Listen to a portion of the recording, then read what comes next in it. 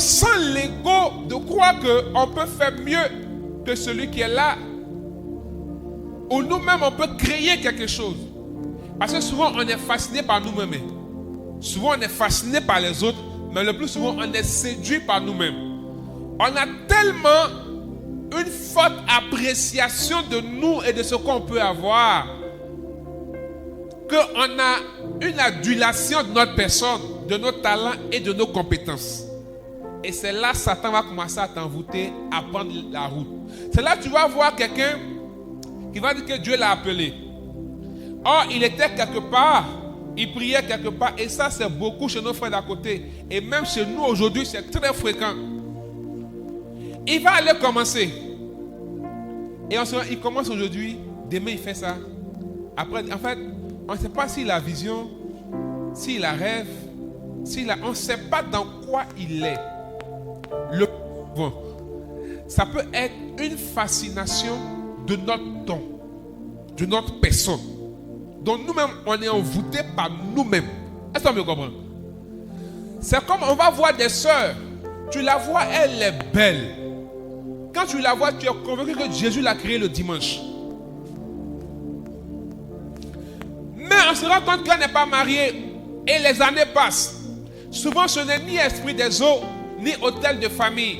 C'est l'envoûtement. C'est la trop pleine conscience de sa beauté. Elle, là, il n'y a pas quelqu'un qui la mérite sur la terre. Tous ceux qui la croisent, ce sont des plaisantins. Tous ceux qui la croisent, il n'y a pas pour elle dedans. Donc elle attend, après ça tue.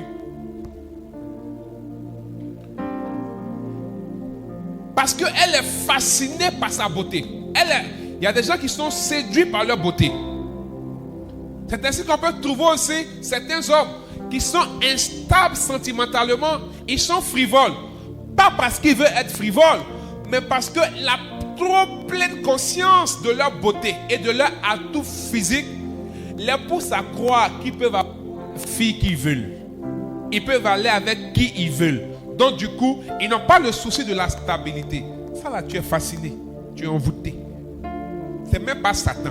Toi-même, ton ego, c'est l'orgueil, c'est la mère des vices. L'humilité, c'est la mère des vertus. Si tu me suis, il faut faire comme ça. Tu es fasciné, tu es séduit. Un autre type d'envoûtement. Je ne dirais pas un nom. Bon, il peut dire même, le marketing, tu n'as envoûté les gens d'Abidjan. C'est que, qui a été victime ici? Tu es là, on te vend du rêve, on t'a tellement parlé, tu es séduit. Souvent tu t'en prends crédit. Souvent tu t'en vidé ton compte, n'est-ce pas? Tu viens faire. C'est une forme d'envoûtement, on t'a séduit. Et je ne sais pas, ils sont forts quand même. Hein? Parce que même jusqu'à présent, malgré tout ce qu'on dit, dans les gens. Jusqu'à aujourd'hui, il y a des gens qui sont dedans. Et ils espèrent, tu les vois avec les mallettes là. Ils espèrent qu'ils auront des milliards. D'autres sont allés prendre crédit. D'autres ont démissionné de l'emploi. N'est-ce pas? C'est la facilité d'envoûtement. C'est la fascination. Tellement t'as parlé. Souvent même là. Comment on dit ça? On dit, c'est pas juste le leader. Il vous fait asseoir. Fais le schéma. Quand tu es assis dans 6 mois, tu as 50 millions dans ton compte. Mais voilà, toi aujourd'hui, tu es assis par terre. Toi et puis 1 million, vous regardez. C'est une forme d'envoûtement, c'est la fascination. Mais par quoi ça se passe? Parce qu'on envoûte beaucoup par la parole. Et c'est là qu'on va comprendre pourquoi notre monde est en perpétuelle mutation. La musique. La musique amène une grande séduction et perd les gens. Et c'est une grande source d'envoûtement. Parce qu'il y a beaucoup de musique, même aujourd'hui. Dans les années 70, vous pouvez faire des recherches sur le net, vous allez voir qu'il y avait assez de suicides aux États-Unis. Et la plupart de ces suicides se faisaient par des jeunes qui étaient en boîte. Mais comment ça se faisait? Les musiques qui circulaient dans le temps, il y avait ce qu'on appelle les messages subliminaux. Or, ces messages-là ont une fonction à part. La musique est terrible. La musique est une clé pour le spirituel, si vous ne savez pas. C'est pourquoi le combien, on doit jouer. Il tourne sur lui comme ça, et puis il commence à parler. Parce que la musique le met dans un état second, lui donne accès au monde spirituel, afin de donner les informations. Alléluia. La musique active le spirituel. Donc, la musique est capable de parler à l'esprit de quelqu'un. Ça, je sais que des gens savent ici. La musique parle à notre esprit. C'est pourquoi quand quelqu'un commence à écouter beaucoup les slow et autres, là, on dit tu es amoureux.